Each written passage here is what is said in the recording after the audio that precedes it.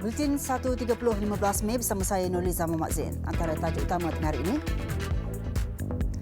Kekang fahaman Syiah, polis adakan kerjasama dengan JAKIM. Juga setelah lebih 80% kiraan undi, Prabowo tolak keputusan pemilu Indonesia.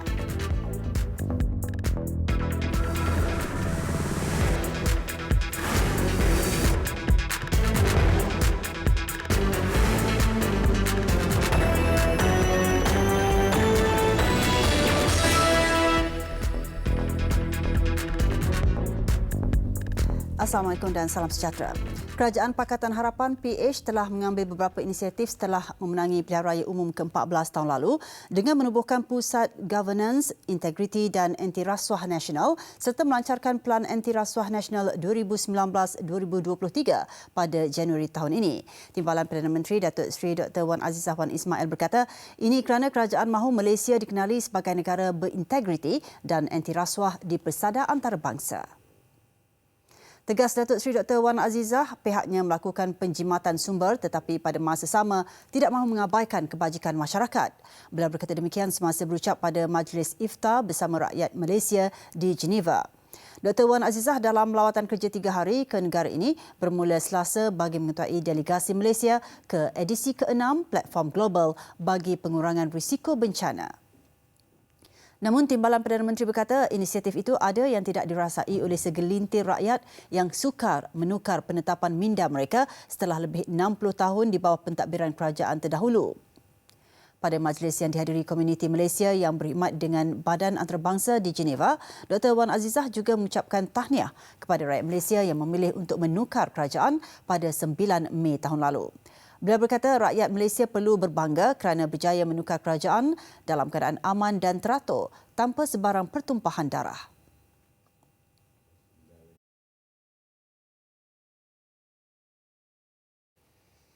Malaysia perlu mengambil peluang meyakinkan pelabur asing untuk menggunakan negara ini sebagai laluan bagi menembusi pasaran ASEAN. Menteri Hal Ehwal Ekonomi Datuk Seri Muhammad Azmin Ali berkata ASEAN adalah antara pasaran terbesar dengan jumlah penduduk hampir 650 juta orang.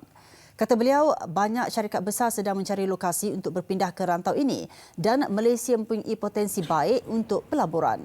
Tambahnya dengan infrastruktur yang baik dan pelbagai, Malaysia juga menawarkan tenaga kerja mahir yang boleh menarik lebih banyak pelaburan dari luar.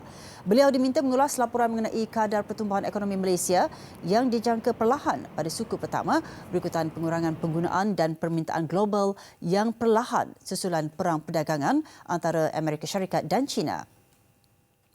Laporan mengikut pungutan pendapat oleh Reuters dengan 13 ahli ekonomi mengunjurkan ekonomi berkembang pada kadar median 4.3% pada Januari-Mac lebih perlahan berbanding 4.7% yang dicatatkan pada suku keempat.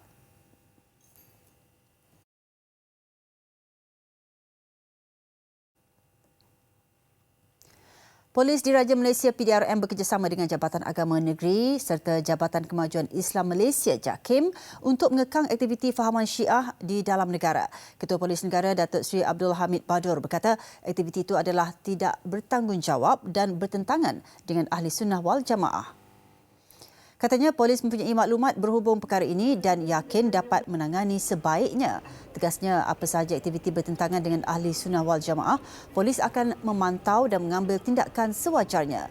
Terdahulu tular dakwaan di media sosial Facebook yang menggunakan Who is Hussein bergerak dengan mengedar risalah berbaur Syiah di sekitar Bazar Ramadan di sekitar Kuala Lumpur. Beliau berkata demikian dalam sidang akbar di Mes Pegawai Kanan Bukit Aman di Ibu Negara selepas majlis serah terima tugas Timbalan Ketua Polis Negara dan Naib Pengerusi Persatuan Keluarga Polis Perkap Malaysia.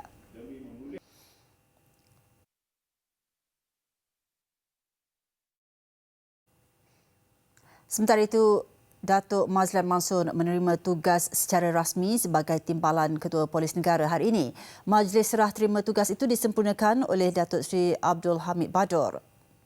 Majlis dimulakan dengan pemakaian pangkat oleh Ketua Setiausaha Kementerian Dalam Negeri, Datuk Seri Alwi Ibrahim yang mewakili Menteri Dalam Negeri, Tan Sri Muhyiddin Yassin. Upacara pemakaian pangkat disaksikan Datuk Seri Abdul Hamid dan Pengarah Pengurusan Bukit Aman, Datuk Abdul Rahim Jaafar. Ia disusuli upacara menandatangani dan pertukaran dokumen serah terima tugas antara Datuk Seri Abdul Hamid dan Datuk Mazlan serta penyerahan tongkat kuasa disaksikan oleh Datuk Seri Alwi. 15 Mac lalu, Datuk Seri Abdul Hamid yang sebelum ini pengarah cawangan khas Bukit Aman dilantik pemangku Timbalan Ketua Polis Negara selepas penyandang jawatan itu sebelum ini Tan Sri Nur Rashid Ibrahim bersara. Jawatan Timbalan Ketua Polis Negara kemudian kosong selepas Datuk Seri Abdul Hamid dilantik Ketua Polis Negara berkuat kuasa 4 Mei lalu. Pada majlis sama, Timbalan Ketua Polis Pulau Pinang Datuk Saiful Azli Kamarudin dilantik pemangku pengarah Jabatan Siasatan Jenayah Komersial JSJK Bukit Aman berkuat kuasa hari ini. Dengan penyerahan dokumen itu tadi, maka sempurnalah acara serah terima tugas jawatan Timbalan Ketua Polis Negara. Seorang parah manakala 38 penuntut Universiti Utara Malaysia UUM dan pemandu basnya terselamat dalam kemalangan membabitkan 3 kenderaan di Lebuhraya Utara Selatan Sungai Buaya menghala ke Bukit Beruntung, Selangor malam tadi. Kemalangan itu mengakibatkan kesesakan lebih 2 jam sepanjang 2 km dari Rawang ke utara. Sebelum kejadian itu saya dalam 27 berhenti dekat area Sungai Buloh. Yang muka besar itulah. Okay. Lebih kurang pukul 8.30 kita pun bergerak lah mana hujan lah sikit kan. Bergerak kurang sampai dalam depan tempat kejadian tu.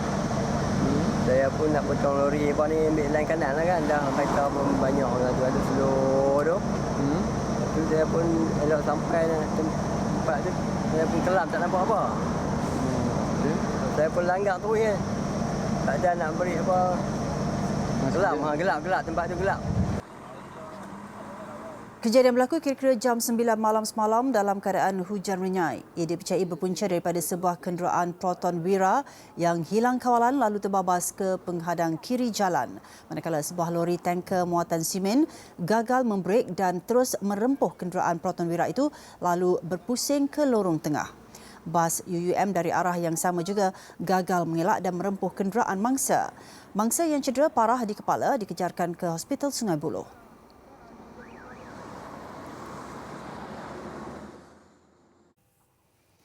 Biarpun beroperasi tanpa papan perniagaan namun berjaya juga dihidu pihak berkuasa.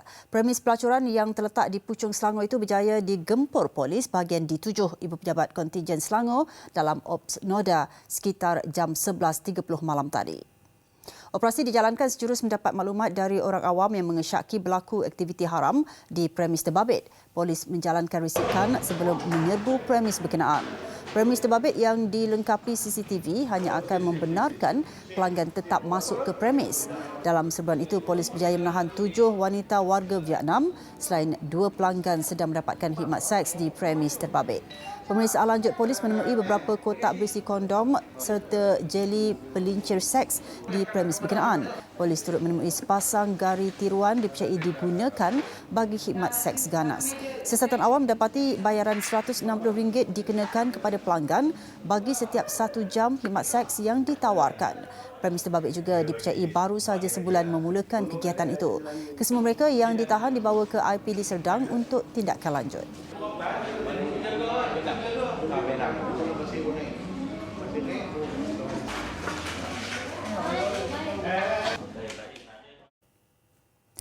Bekas Eksekutif Akaun Ihsan Perdana Sdn Bhd Aisyah Ghazali mengesahkan akaun Afim Bank syarikat itu menerima RM50 juta menerusi 3 transaksi.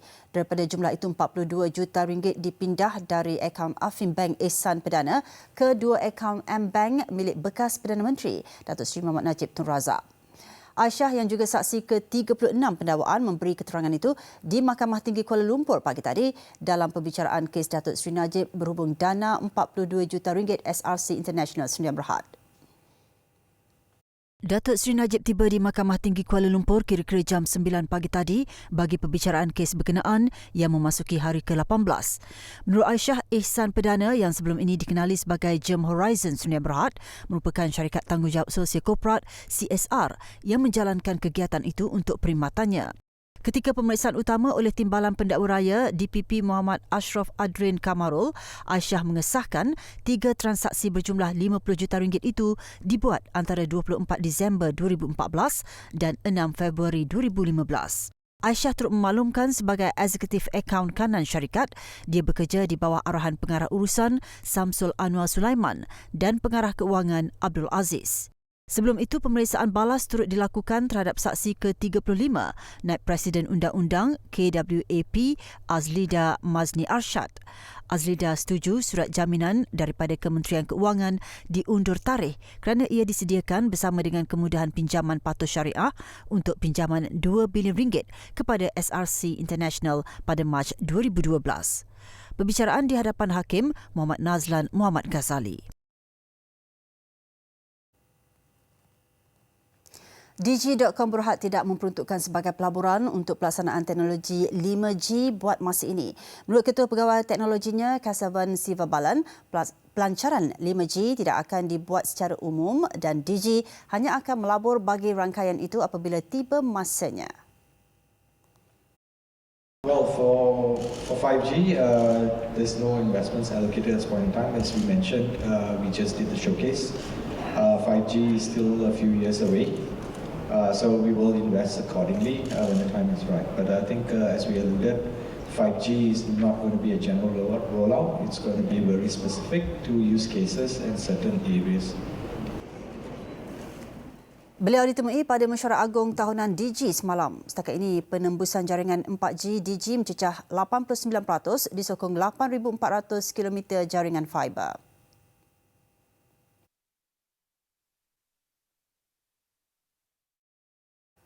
Penurunan kadar dasar semalaman OPR 25 mata asas kepada 3% oleh Bank Negara Malaysia pada Selasa lalu dilihat tidak memberikan kesan ketara kepada peminjam dan bakal peminjam bank.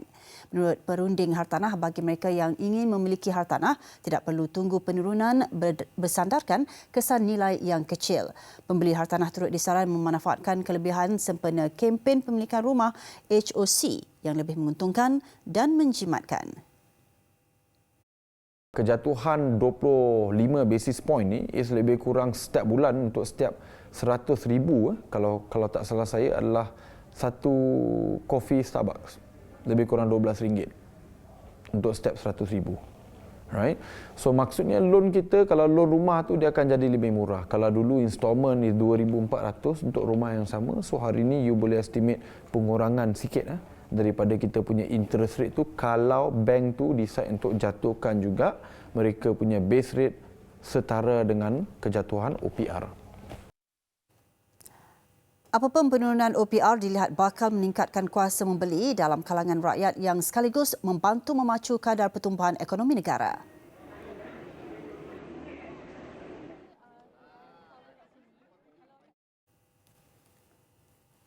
Dalam perkembangan berkaitan, bank dan institusi kewangan tempatan memerlukan masa untuk menyelaras kadar faedah pinjaman susulan penurunan OPR. Justru penasihat kewangan menyeru rakyat agar mendapatkan kemudahan pinjaman daripada bank yang telah menurunkan kadarnya. I mean, if you're a consumer and you were thinking about saving in a long-term deposit, quickly do it. Do it now while the banks are still haven't yet reflected this adjustment. Right? Then you will get that kind of 0.25% kind of short-term lock-in of that savings rate. If it's a long-term savings, you get to lock in that higher rate before it gets dropped. But if you were thinking of taking a loan for your car or taking a personal loan for whatever reason, you might want to hold on to it for a minute if you can. And wait for those rates to drop, right? Sementara itu, pendeposit kekal pula perlu segera melabur bagi mendapatkan pulangan yang lebih baik kerana penurunan OPR mungkin akan mengurangkan kadar keuntungan. Bertemu kembali, kita ke laporan luar negara. Calon Presiden Indonesia Prabowo Subianto dan gandingannya Sandiaga Uno mendakwa berlaku penipuan dalam pengiraan undi yang dilakukan Suruhanjaya Pilihan Raya Indonesia KPU. Atas dasar itu, keduanya sepakat menolak keputusan yang bakal diumumkan KPU 22 Mei ini dengan menyifatkannya sebagai tidak adil. Hal itu dinyatakan dalam pembentangan mendedahkan fakta penipuan pilihan raya 2019 yang diadakan di Hotel Grand Shahid Jaya, Jakarta semalam. Pasukan taktikal Prabowo Sandi, Badan Pemenangan Nasional BPN menemui bukti berlaku penipuan termasuk senarai pengundi rekaan yang kekal, politik wang dan kertas undi dikoyak sehingga berlaku kesalahan pada sistem pengiraan di laman web KPU. Sehingga malam tadi, keputusan yang masuk menerusi sistem maklumat pengiraan KPU mencapai 82.2% dengan hasilnya memihak kepada gandingan Joko Widodo dan Ma'ruf Amin dengan 56.24%. Sementara kubu Prabowo mendakwa kemenangan berpihak kepada mereka dengan 64% hasil daripada pengiraan undi BPN. Proses ini kita jaga, insya-Allah pemilunya berlangsung jujur, adil. Amin. Prinsip urutan kehadiran pemilu. Sementara itu, menjelang keputusan pemilu, kerajaan Indonesia mengerahkan lebih 32,000 tentera untuk mengawal keselamatan di sekitar Jakarta. Ia susulan pihak keselamatan menerima maklumat risikan tentang kemungkinan serangan pengganas ketika keputusan rasmi pemilihan umum 2019 diumumkan pada minggu depan. Agensi keselamatan bersiap siaga untuk menggagalkan cubaan serangan bom itu yang dipercayai dirancang oleh kumpulan militan tempatan. Menurut jurucakap polis Dedi Prasetyo, terdapat petunjuk pengganas mungkin akan melancarkan serangan ketika orang ramai berkumpul di bangunan KPU pada 22 Mei ini. Polis dan tentera juga akan mendirikan kepungan sekitar ibu pejabat Badan Pengawas Pemilu Bawaslu.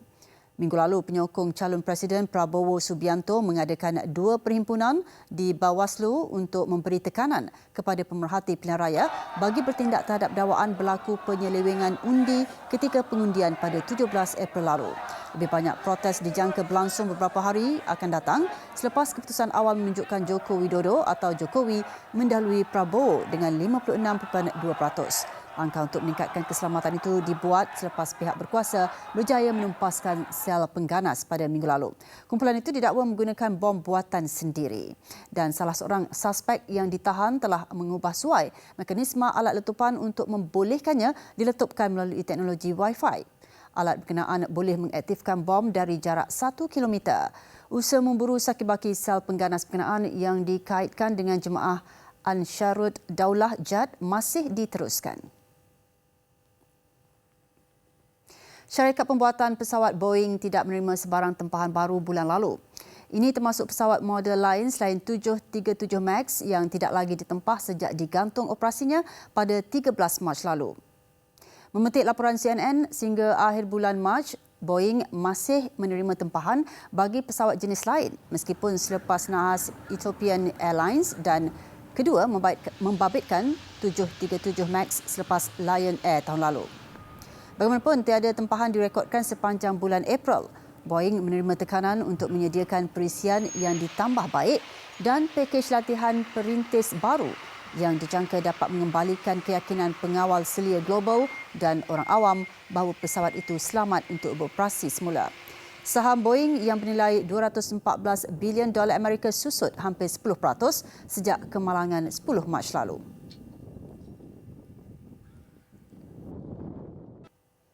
Sukan, perlawanan ke-12 Liga Super berlangsung malam tadi menyaksikan persaingan terus sengit buat semua pasukan memperkukuhkan kedudukan Liga.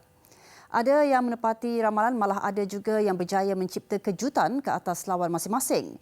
Dengan Darul Takzim, JDT tidak berdepan masalah untuk menewaskan Pahang 2-0 di Stadium Tan Sri Hasan Yunus Lakin.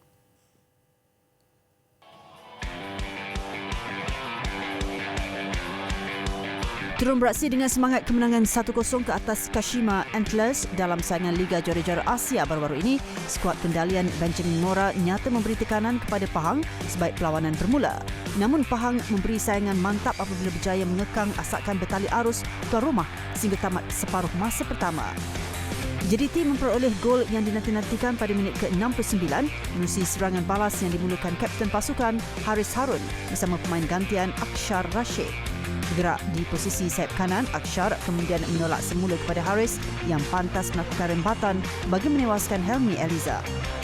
Dan ketika aksi babak kedua hampir berakhir, Akshar memastikan kemenangan buat tuan rumah selepas mudah menanduk masuk menewaskan Hermia Eliza yang hanya tergamam melihat bola menerjah gawangnya.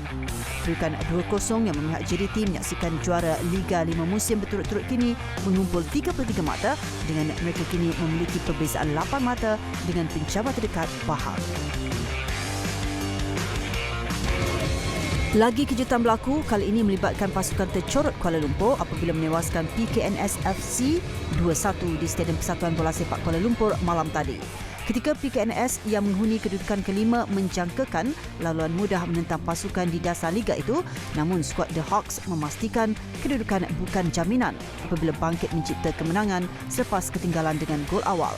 Pada aksi terbabit, pelawat tidak menunggu lama untuk mengejutkan tuan rumah apabila mendahului permainan. Berpunca hantaran lintang Gabriel Guerra yang disudahkan Romel Morales untuk gol pembukaan seawal minit keempat.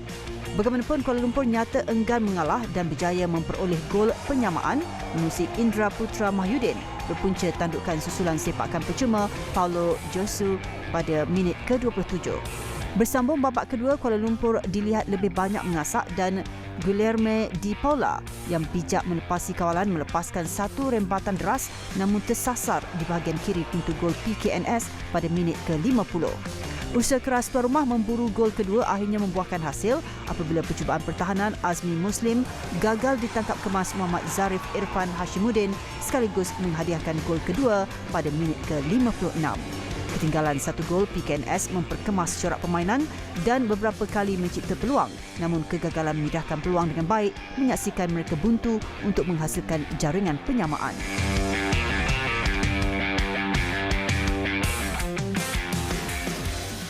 Perak sekali lagi mempamerkan aksi cemerlang selepas membenam pasukan adik PKNP FC 3-1 dalam saingan Liga Super di Stadium Perak. Beraksi di gelanggang sendiri, Perak terlebih dahulu meledak gol seawal minit ke-7 menerusi tendangan Kareka hasil kesilapan pertahanan PKNP. Anak buah Muhammad Durakovic kemudian menggandakan kelebihan selepas dihadiahkan sepakan penalti yang disempurnakan Ronaldo Henrique Silva pada minit ke-29. Penalti itu diperoleh selepas Muhammad Nur Hakim dikasari oleh Amani Santos dalam kawasan kotak penalti. PKNP merapatkan kedudukan pada minit ke-37 melalui tandukan Yashir Pinto susulan kegagalan pertahanan Perak Idris Ahmad mengeluarkan bola daripada kawasan bahaya. Ketika permainan semakin rancak, The Boss Gauros melebarkan kedudukan pada babak kedua apabila sepakan percuma Nazirul Naim dikuis mudah Kareka untuk gol ketiga tuan rumah.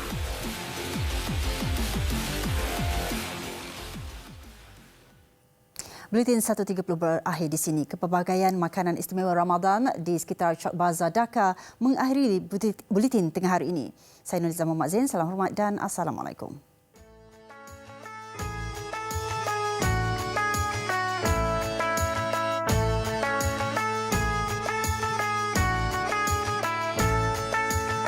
Ramadan tiba, Ramadan tiba, Ramadan tiba. Marhaban ya Ramadan, marhaban ya Ramadan, marhaban ya Ramadan, marhaban ya Ramadan. Ramadan tiba, Ramadan tiba, Ramadan tiba. Marhaban ya Ramadan.